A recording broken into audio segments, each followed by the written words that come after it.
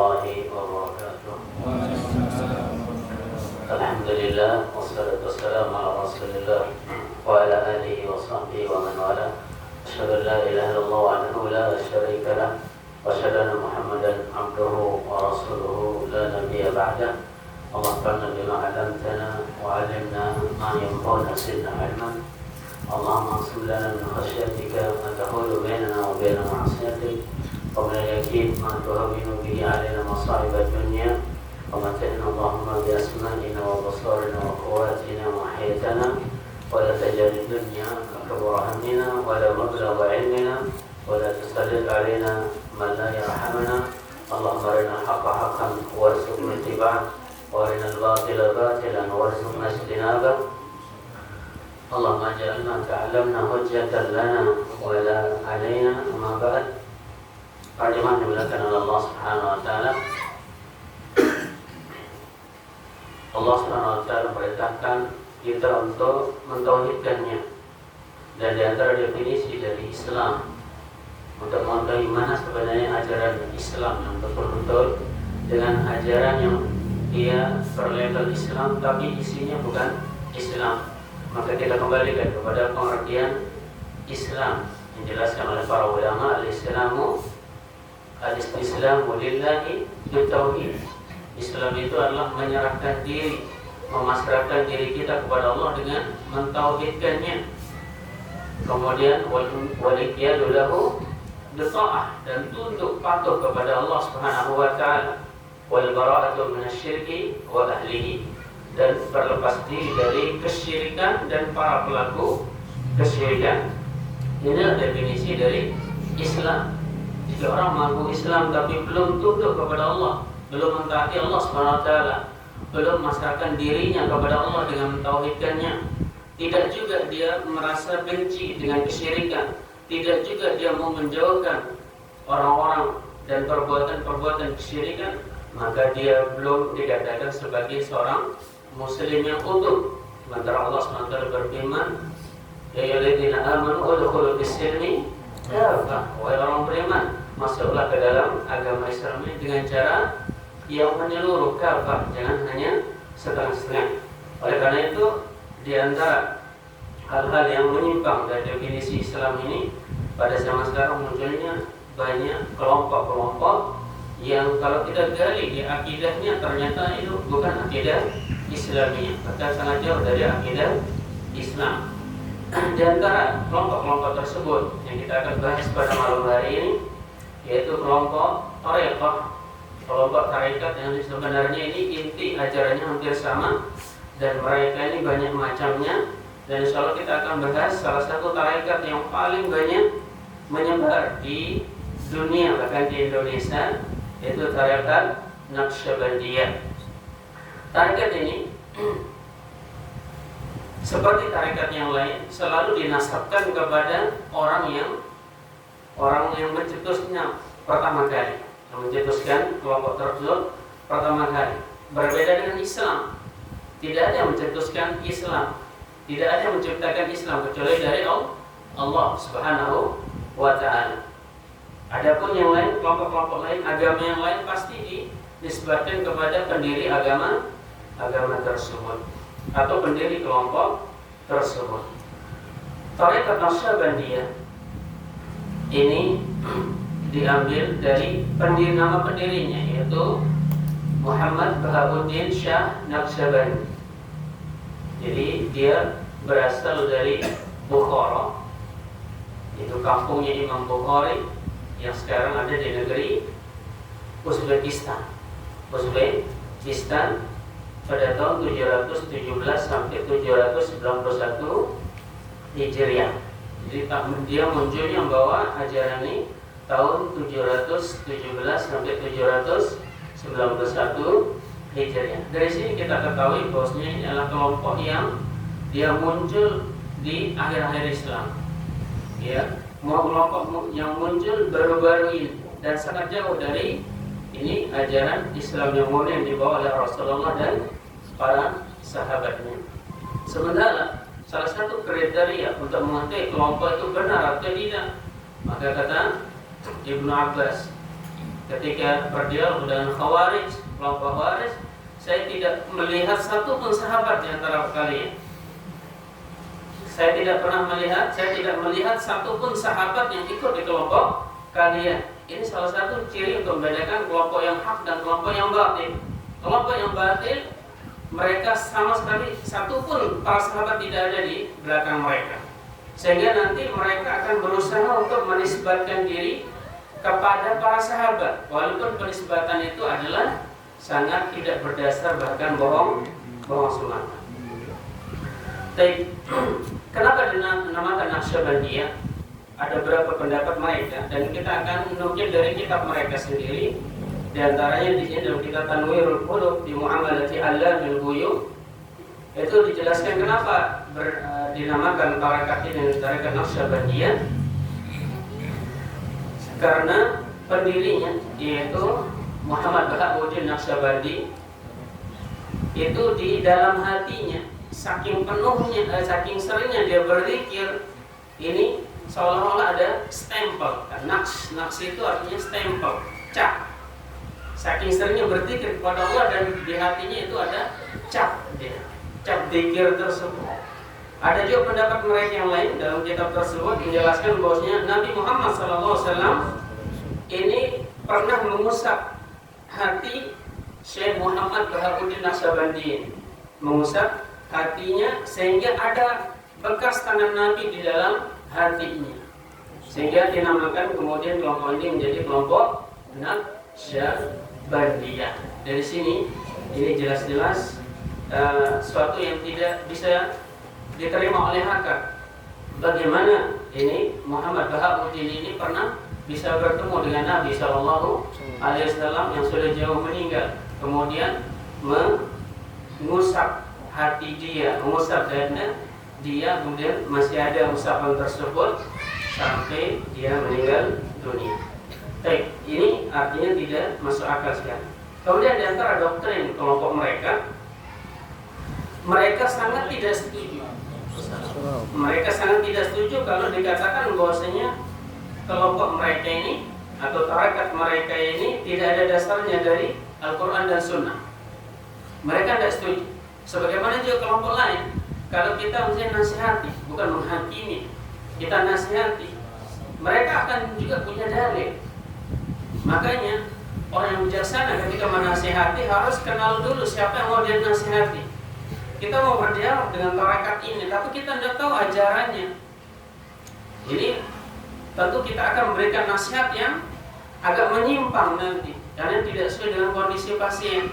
Oleh karena itu sebagian para ulama seperti Ibnu Taimiyah rahimahullah taala, ketika beliau berdialog dengan Khawarij, beliau lebih paham tentang ajaran Khawarij daripada tokoh Khawarij itu sendiri. Ketika beliau berdebat dengan Ahlul Kalam, orang-orang tokoh filsafat, beliau lebih paham tentang ilmu filsafat daripada tokoh-tokoh filsafat lawan debat. Dan ini kelebihan yang Allah berikan kepada ini para ulama kita. Tapi mereka mengatakan dalam kitab Al-Hadith An-Nadiyah fi Tariqat Naqsyabandiyah karangan Muhammad Ibnu Sulaiman Al-Baghdadi halaman 31, wa iyyaka an taqul turqus sufiyah lam ya'ti biha kitabun wala sunnatun fa innahu kufrun.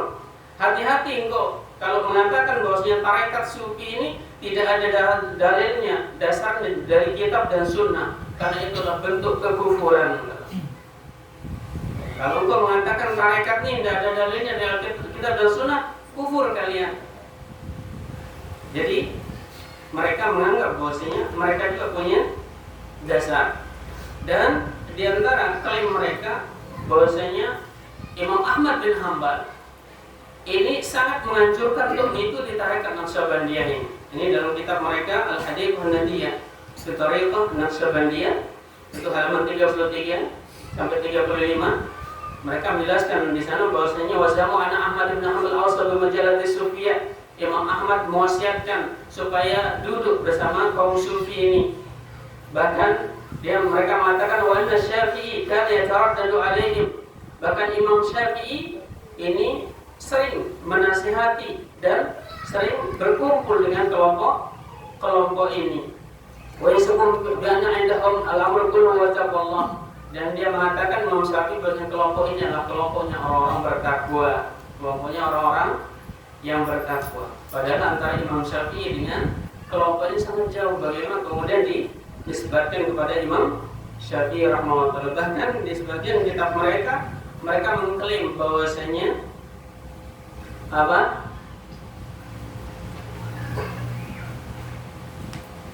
Imam Syafi'i ini adalah salah satu dari tokoh tarekat mereka. Dan tidak hanya itu, mereka menisbatkan pendiri dari kelompok tarekat Naqsyabandiyah adalah Abu Bakar radhiyallahu anhu. Pendirinya adalah Abu Bakar radhiyallahu anhu. Mana dalil mereka membawakan hadis Nabi sallallahu alaihi wasallam, "Masabballahu fi sadri syai'an illa wasabaqtu fi sadri Abu Bakar." Tidaklah Allah mencelupkan suatu ilmu pada dadaku kecuali saya tuangkan lagi ke dadanya Abu Bakar. Tapi para ulama seperti Ibnu Jauzi mengatakan hadis ini la aslalahu, hadis ini tidak ada asal usulnya. Hadis ini tidak ada asal usulnya. Oleh karena itu kebanyakan tarekat mereka akan mengklaim bahwasanya ajaran mereka akan sampai kepada Salman Al-Farisi atau kepada Ali bin Abi Thalib radhiyallahu anhu. Kenapa? Karena mereka menganggap bahwasanya Ali bin Abi Thalib diberikan ilmu khusus oleh Nabi sallallahu alaihi wasallam yang tidak diberikan kepada yang lainnya. Sementara Ali bin Abi Thalib radhiyallahu anhu beliau mengatakan, "Wallahi alladzi falaqal habbah, demi Allah yang telah membelah biji-bijian, wa bara'an nasama, dan menciptakan semua yang punya ruh, ma'lamuhu, saya tidak mengerti ada ilmu ghaib yang lain yang diberikan kepada saya, illa fahman, kecuali pemahaman yang diberikan oleh Allah kepada seorang hambanya. Tidak ada saya punya ilmu khusus," kata Ali bin Abi Thalib radhiyallahu anhu. Oleh karena itu kebanyakan tarekat ini akan sampai kepada Salman Al-Farisi atau sampai kepada Ali bin Abi Thalib radhiyallahu anhu. Dan mereka akan menjadikan imam-imam Syiah. Kenapa Salman Al-Farisi, tidak yang lain? Karena beliau orang Persia, orang Persia itu adalah orang Iran. Jadi di sini tarekat terkena akan kembali kepada salah satu dari imam-imam Syiah. Oleh karena itu jangan kita tertipu bahwasanya ada beberapa tokoh-tokoh di Republik ini yang mereka dikatakan ulama kemudian dinobatkan sebagai imam besar. Kalau sudah ada kata-kata imam di sana, antum perhatikan, ini adalah tipuan. Dari siapa? Dari mereka, kaum Syiah. Karena mereka sudah menobatkan orang tersebut dengan jelas-jelas di TV-nya, dan saya tonton langsung itu mereka menobatkan bosnya ini yang berinisial HRS ini sebagai imam besar mereka. Antum perhatikan, jangan kemudian antum sebagai Ahlussunnah ikut-ikutan membela. Tidak. Ini hanya pengelabuan saja. Ya. Sementara antum katanya benci Syiah. Ahlussunnah tidak pernah ketemu dengan Syiah, tetapi antum tidak sadar sedang mendukung mereka. Ya. Jadi kalau mereka mengatakan ada imam-imam, itu tidak lain adalah imam-imam mereka. Ya. Adapun Ahlussunnah wal Jamaah tidak pernah mengatakan bahwasanya ulama ini imam, enggak. Tapi mereka akan menyebut sebagai ulama kita atau ustadz kita. Tidak pernah lebih menyanjung mengatakan sebagai imam. Kenapa? Karena ketika mereka mengatakan imam, apalagi ini adalah ahlul bait, berarti mereka ini adalah imam-imam yang ditunggu oleh mereka di akhir zaman. Karena apalagi ini adalah ahlul bait. Karena mereka berdalil dengan hadis bahwasanya alaikum bi kitabillah taraktu fikum amrayn. Nabi SAW bersabda, saya tinggalkan bagi kalian dua hal. Yang pertama kitabullah, wa itrati, yang kedua itrati, yaitu keluarga saya. Keluarga saya. Sementara itrat ini sebagian ulama menafsirkan itrati ini keluarga saya maksudnya adalah keluarga yang berpegang teguh dengan sunnah Nabi sallallahu alaihi wasallam, bukan hanya sekedar keluarga beliau. Sehingga ketika menobatkan seorang menjadi imam, maka ketahuilah bahwasanya itulah bagian dari agama Syiah. Apalagi ini diklaim atau dianggap ini orang itu sebagai ahlul bait Nabi, keluarga Nabi sallallahu alaihi wasallam. Nah, jadi dengan pelajaran kita akan tahu ya perkembangan politik di negara kita sebenarnya adalah itu tidak lain adalah efek dari akidah yang menyimpang. Tetapi kaum muslimin tidak paham. Baik. Kemudian dalam kitab mereka Irghamul Murid karangan Al-Ghazali halaman 30 dia menceritakan bahwasanya Abu Bakar radhiyallahu anhu karena istamilu dzikra al-hafiz al-Tariqah Naqsyabandi. Abu Bakar pernah berzikir menggunakan zikir tarekatnya Naqsyabandiyah. Ma'habsin nafsi wa la yantunafsi illa bis-sabat. Dan dia menahan diri, mengurung dirinya di malam hari dan tidak bernapas kecuali pada waktu subuh. Jadi zikir khafi, zikir tersembunyi menurut Tariqah Naqsyabandiyah ialah zikir dengan menahan napas. Ya, dan bernapasnya hanya pada waktu subuh. Jadi ini ceritanya Abu Bakar berzikir menggunakan zikirnya Tariqah Naqsyabandiyah. Coba ya. Kira-kira Abu Bakar kenal enggak Tariqah Naqsyabandiyah? Tidak kenal, tapi mereka mengatakan justru Abu Bakar dia mempraktekkan cara zikirnya Naqsyabandiyah sehingga apa? Para sahabat pada waktu itu mencium bau daging matang yang sangat harum, keras baunya, sehingga mereka mengadu kepada Rasulullah SAW. Yang ceritanya mereka di kitab mereka. Wasyaqqa ila Nabi SAW. Kemudian mereka mengadu kepada Nabi SAW. Fakabarum anna hadhihi ra'ihah allati yajiduha ra'ihata kabidi Abi Bakar. Maka Nabi SAW menjelaskan bahwasanya bau harum ini itu adalah bau harum hatinya Abu Bakar yang berzikir. Hatinya Abu Bakar yang baik. Kemudian salah seorang tokoh mereka dalam kitab Maktubat Imam Rabbani. Jadi semua kitab yang saya bacakan ini kitabnya mereka, bukan kitab Ahlussunnah wal Jamaah. Salah seorang tokohnya yaitu As-Sarhandi, dia mengatakan kamana Nabi sallallahu alaihi wasallam ya'khudul ulum min lahi wa kadzalika haulil kabair masyayikh sufiyyin ya'khuduna hadha tariq al-ilham min al-asl. Sebagaimana Nabi sallallahu alaihi wasallam mengambil ilmu dari wahyu, maka syekh-syekh sufiyah, ya, masyayikh sufiyah, guru-guru sufiyah ini juga langsung mengambil dengan jalan ilham dari asalnya langsung, yaitu dari Allah Subhanahu wa taala. Lewat apa? Bukan wahyu tapi dari ilham. Dan sudah kita bahas dulu di pembahasan ilmu laduni bahwasanya ilham bukan sumber syariat. Ilham bukan sumber syariat karena ilham itu ada dua kata Ibnu Qayyim. Yang pertama ilham dari Allah Subhanahu wa taala, yaitu pemahaman yang Allah berikan kepada hambanya. Supaya Allah berfirman tentang Sulaiman, "Fafahamnaha Sulaiman." Kami berikan pemahaman kepada Sulaiman. Bapaknya Nabi Daud ketika ada kasus sekelompok kambing merusak tanaman orang di malam hari. Daud mengatakan kambing itu punya pemilik tanaman karena tanamannya sudah rusak. Tapi Sulaiman lain dia kebijakannya. Dia memutuskan apa? Kambing ini untuk sementara di pemilik tanaman yang rusak. Nanti kalau dia punya anak, punyanya yang pemilik tanaman yang rusak, kemudian susunya bisa diperah oleh pemilik tanaman yang rusak. Sementara itu pemilik kambing memperbaiki tanaman itu sampai seperti semula lagi. Setelah semua sudah beres tanamannya seperti yang semula dirusak, maka kambingnya dikembali. Allah memuji Nabi Sulaiman, fafahamna Sulaiman. Kami berikan pemahaman kepada Nabi Sulaiman. Inilah ilham dari Allah SWT berupa apa?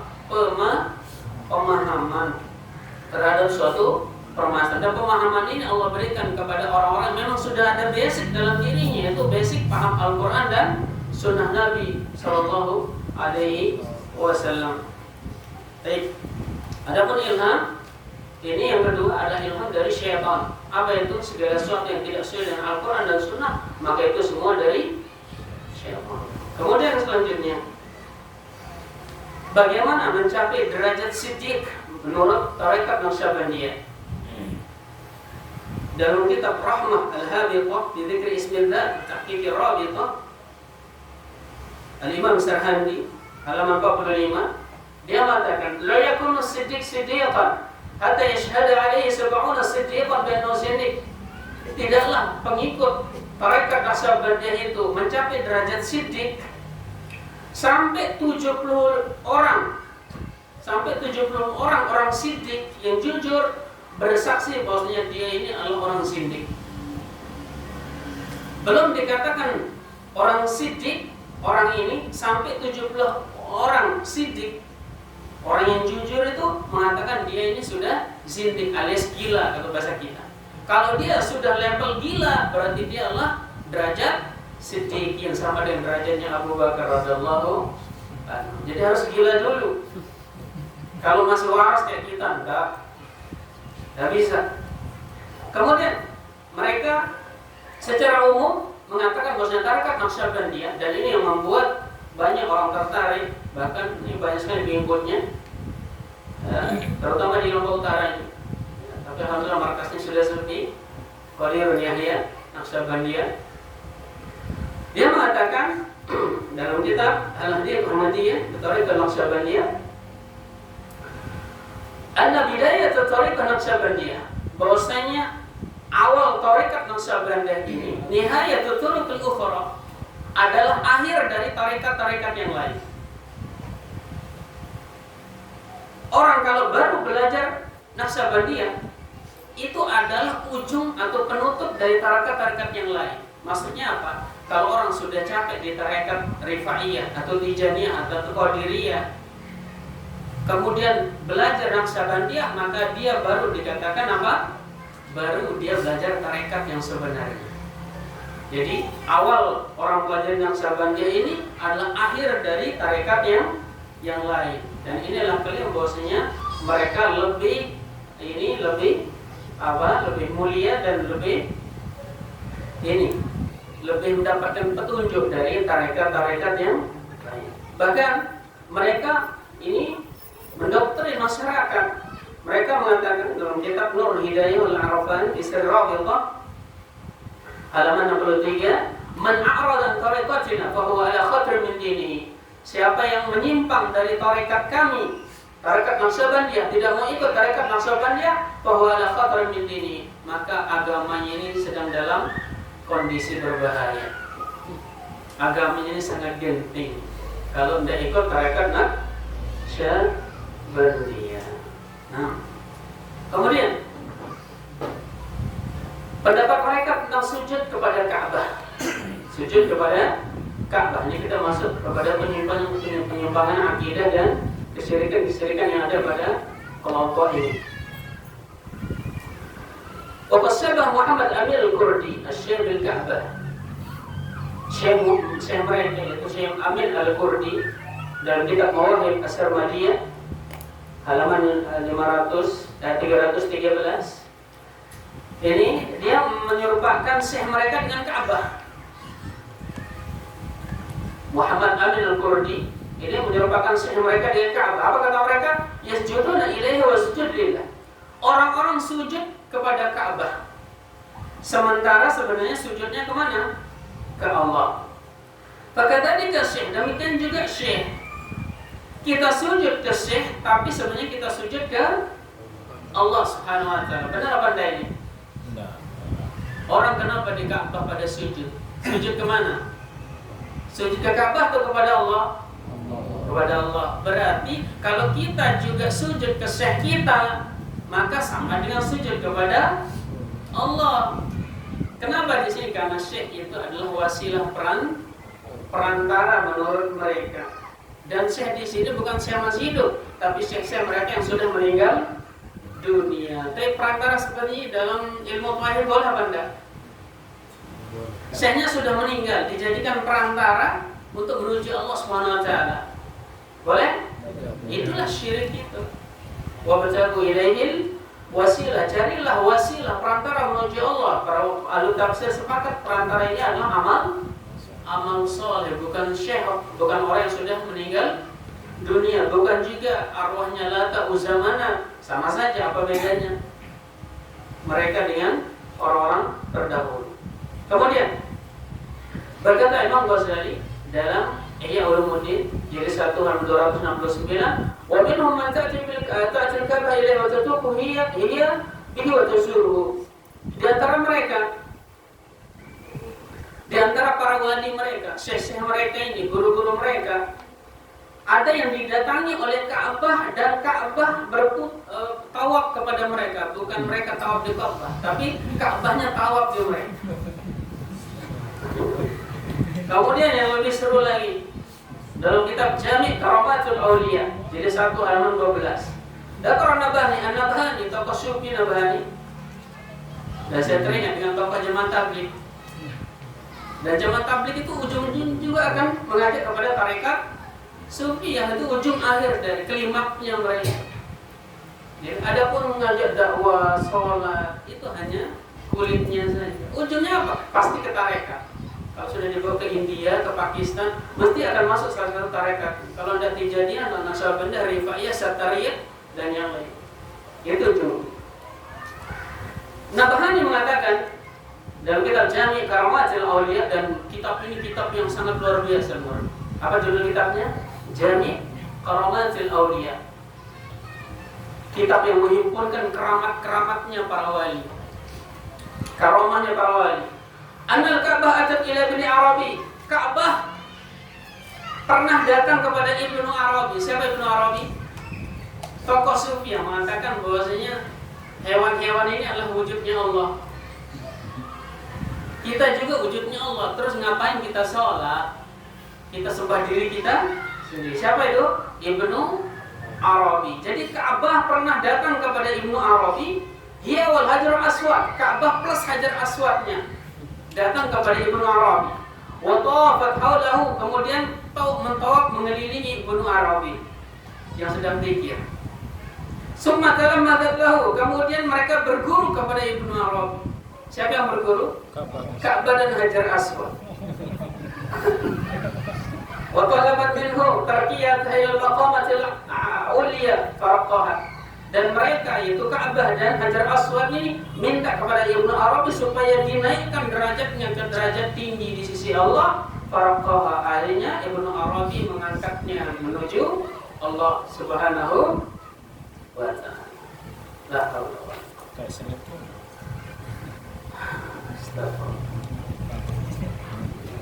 Bahada ijma'u minas Sufiyah, dan ini ijma' mereka. Ijma' siapa? Tokoh-tokoh Sufi, orang-orang Sufi. Apa ijma'nya?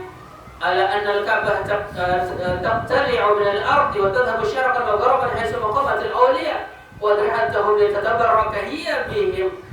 Mereka ijma' sepakat bahwasanya Ka'bah itu dia berkeliling ke dunia, ke arah timur maupun barat, mencari makamnya para wali dan petilasan para wali, dan meminta berkah kepada mereka. Sehingga terjawablah kenapa sebagian orang yang dikatakan tokoh atau ulama, kenapa tidak sholat Jumat? Selalu jawabannya apa? Saya sholat Jumat di Mekah. Kenapa? Karena Ka'bah itu yang tawaf di dia, sekitar dia. Walaupun dia di dalam rumahnya, walaupun dia di Madinah, Ka'bahnya yang datang tawaf di sekeliling mereka. Assalamualaikum. Baik, di antara i'tiqad syirik mereka,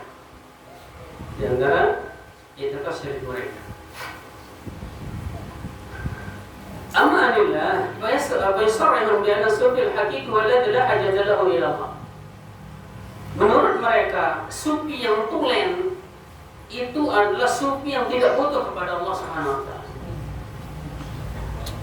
Dalam kitab Hada'il Wardiyah fi Haqa'iq Jillah Naqsabandiyah halaman 131 itu disebutkan wasuila Bahauddin Naqsabandi. Bahauddin Naqsabandi, pendirinya ini pernah ditanya, "Qaulihim as-sufiyya al-fakir huwa alladhi la yahtaju ila Allah." Apa maksudnya orang sufi itu tidak butuh kepada Allah? Wa qala al-muradu minhu kama qala Ibrahim. Apa kata Bahauddin Naqsabandi? Maksudnya adalah sebagaimana perkataan Ibrahim, hasbi min su'ali ilmuhu bihali. hasbi min su'ali ilmuhu bihali. Sudah cukup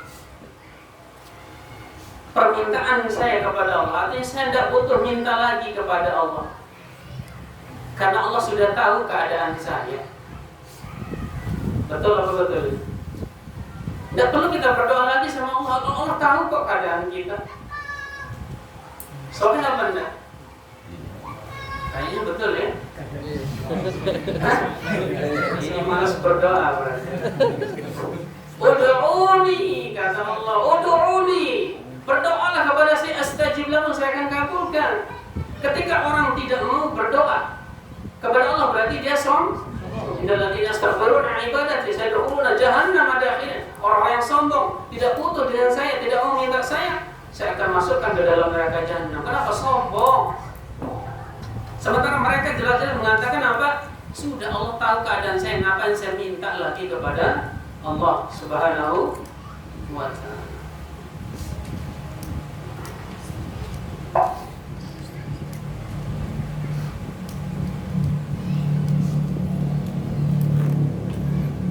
Sementara kalau meminta kepada arwah-arwahnya para wali, arwahnya para nabi yang sudah meninggal, mereka melegalkan. Mereka ini justru sangat ini mendukung sekali.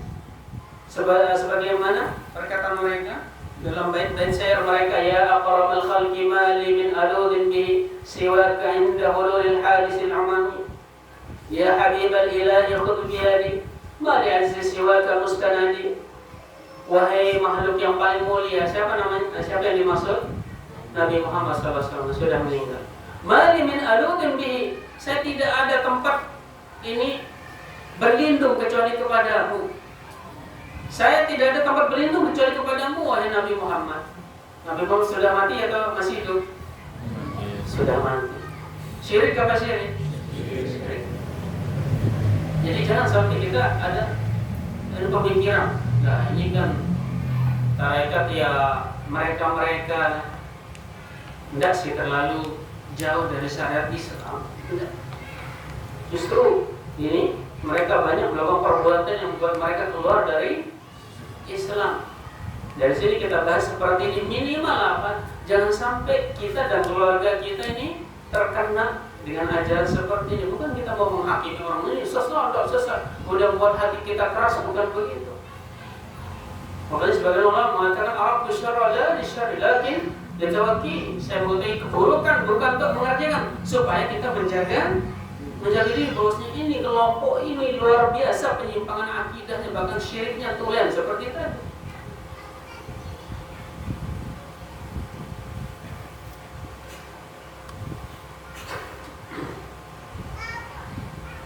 Kemudian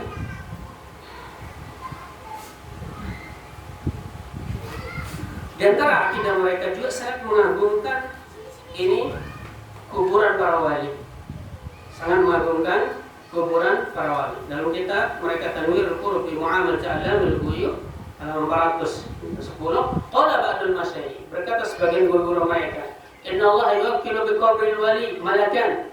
Allah menugaskan di setiap kubur wali itu ada seorang malaikat yaqdil hawaij, yang bisa menunaikan hajat-hajat orang yang memintanya.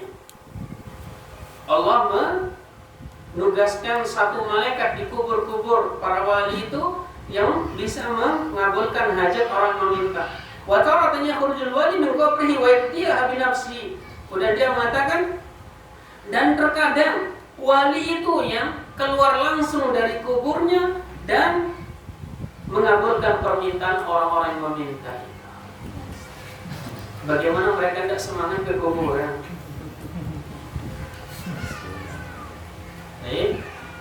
Oleh karena itu bagi yang masih semangat pramuka, lebih baik pramuka di lapangan. Jangan ada jurid-jurid malu ke kuburan. Karena itu itikad seperti itu. Masa harus merenung harus di kuburan? Ya, belum lagi diinjak kuburan. Ini kita ingatkan ini, jangan sampai dilakukan seperti itu. Karena mengagungkan kuburan seperti itu ini sangat dilarang dalam Islam. Karena syirikan pertama kali asalnya dari memutuskan kuburan. Jadi menurut mereka, di kitab mereka, kalau malaikat itu hendak mengabulkan, walinya akan langsung keluar dari kubur dan mengabulkan hajat orang yang memintanya. Ya, makanya dulu kan kita waktu ke kuburan dipupuk kepala kita, nah supaya apa? Panjang umur, berkah, ya, pakai air apa? Air bunga.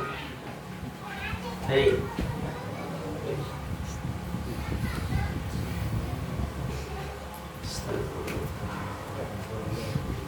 Kemudian kata mereka dalam kitab Nurul Hidayah wal Arafan fi Sirr Rabithah wa Tawajjuh Khatmil Khawajikan halaman 38,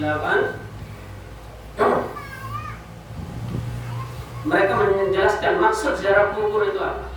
Az-ziyaratu al-istimdad wa su'al al-maghfirah wa qadaw al-hawajir min arwah al-anbiya wal imma al-musallam wal ibarat an hadha al-imdad bi syafa'ah. Maksud kita ziarah kubur adalah meminta bantuan dan meminta ampunan dan pengabulan hajat kita kepada rohnya para nabi dan rohnya para imam, yang intinya itu adalah mencari syafaat. Itu inti ziarah kubur mereka, yaitu meminta bantuan, meminta ampunan, meminta kodok hajatnya supaya ditunaikan hajat-hajat doa-doanya kepada siapa? Rohnya para nabi dan para imam mereka yang sudah meninggal. Ini tauhid apa syirik? Syirik.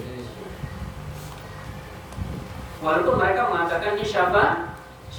Makanya orang musyrik ketika ditegur oleh Nabi SAW di nasihat, ada apa kata mereka? Ma na'buduhum illa liyuqarribuna ila Allah zulfa. Kami tidak ibadah kepada mereka ini, patung-patung orang soleh ini, kepada orang sudah mati ini, kecuali agar mereka mendekatkan kami kepada Allah dengan sedekat-dekatnya. Berarti inilah syafaat. Tapi kan minta syafaat kepada orang sudah meninggal itu tidak boleh. Bahkan termasuk perbuatan menyebutkan Allah Subhanahu wa ta'ala.